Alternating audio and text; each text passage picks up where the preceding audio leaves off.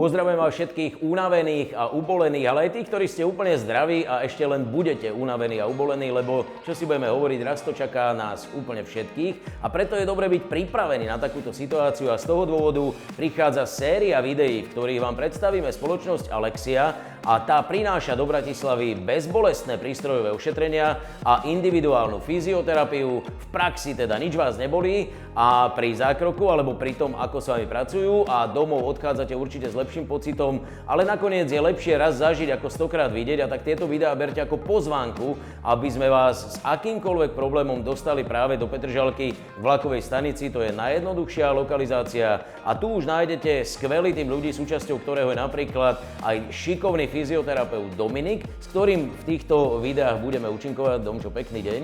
Ahoj Slavo, zdravím vás všetkých. Na úvod hneď taká zapeklitá otázka, pretože ty si relatívne mladý a niekto si môže povedať, čo ten vie o minulosti a čo sa tam dialo, ale určite si to študoval, takže vieš povedať také najzásadnejšie zmeny, ako sa rola fyzioterapeuta zmenila za tie roky?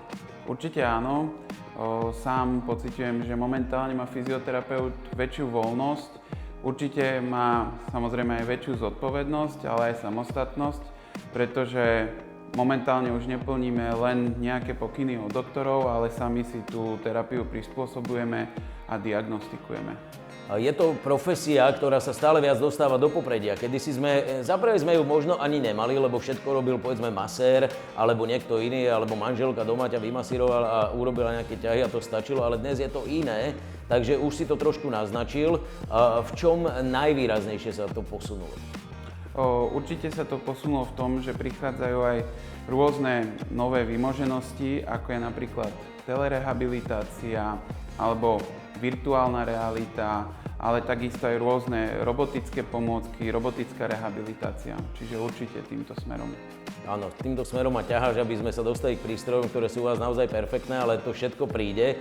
Skôr si ešte povedzme, že či náhodou ten najväčší rozdiel nie je v tom, že fyzioterapeut dnes už nemusí len poslúchať to, čo povie lekár, ale sám vyšetruje. Takže jeho zodpovednosť je ďaleko väčšia. Určite áno. V podstate u nás v Alexii sa snažíme vždycky najprv prejsť tou vstupnou diagnostikou, vyšetrením a prostredníctvom tejto vstupnej diagnostiky my si nastavujeme ten rehabilitačný plán. Je to vždy individuálne? Spomenul som to hneď v úvode, alebo hovoríme o tom, že u vás je individuálna rehabilitácia, to ľudia, alebo fyzioterapia, to ľudia majú radi, lebo vie, že si jeden na jedného, alebo dá sa hovoriť aj o tímovej spolupráci? U nás je to skôr individuálna fyzioterapia, ale tímová spolupráca je veľmi dôležitá pre tento odbor. Spolupracujeme s doktormi, ktorí nám posielajú či už rentgenové výsledky alebo výsledky z magnetických rezonancií, ktoré sú v niektorých prípadoch veľmi dôležité. Čiže áno, spolupracujeme či už s lekármi alebo potom ďalej už aj s nejakými trénermi, ktorí dostávajú či už tých športovcov alebo bežnú populáciu už fakt do toho športu alebo do výkonnosti. Všade sú moderné technológie, neobchádzajú ani fyzioterapiu, akú veľmi alebo ako rýchlo ju zasahujú a menia sa. U nás využívame hlavne prístrojové ošetrenia v kombinácii s tou individuálnou fyzioterapiou.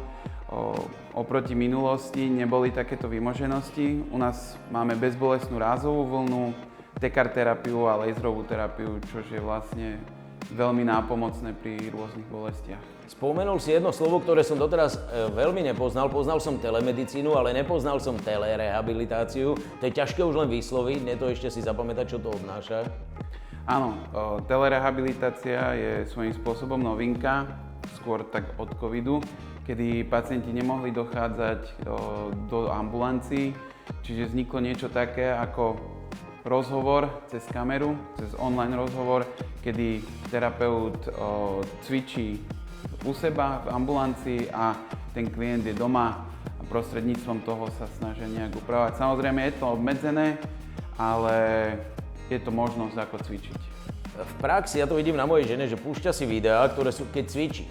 Áno, takže vlastne ty len by si mal vedieť, že tak ako si pozeráš toho trénera a cvičíš podľa neho, tak hneď na to nadviažeš a ideš, alebo pri problémoch takýmto spôsobom funguješ, takže je to len vec zvyku a netreba sa tomu brániť. Tak ako keď si človek presne pozrie nejaké YouTube video, len tu terapeut vie opraviť tie chyby vlastne včas a reagovať, keď pacient robí niečo zlé. Áno, hovorili sme o tom, ako sa fyzioterapia zmenila. Menia sa aj tie výzvy. Mali sme v minulosti viac problémov s kolenami, dnes nás bolí chrbát, sme viac za počítačom, deti sú tučnejšie, lebo sa nehýbu, takže majú zase úplne iné problémy. Kde sú tie najväčšie fakt, že výzvy dnes? Ľudia viacej sedia, málo sa hýbu, čiže viacej ľudia prichádzajú s nejakými bolestiami svalovými. Veľakrát sú to aj rôzne problémy s platničkami. Oproti minulosti, kde vlastne takéto sedavé zamestnania si myslím, že až tak často neboli, takže určite v tom. Dominik, myslím, že na úvod sme to zvládli absolútne perfektne a veľmi sa teším, ako budeme rozoberať ďalšie zaujímavé témy, ktoré nielen ľudí ťahajú k obrazovkám, ale vďaka tomu, že o nich budeš hovoriť, tak si myslím, že ich priťahnu nielen k obrazovkám, ale aj sem, pretože treba riešiť problémy a je skvelé, ako si nás ťahol do témy fyzioterapie, takže zatiaľ ti ešte raz ďakujem. Ďakujem aj ja, Slavo. No a pre vás určite platí pozvánka k sledovaniu našich ďalších videí, ale takisto aj na stránku www.alexia.sk, kde sa dozviete všetko podstatné. Tešíme sa na vás na budúce.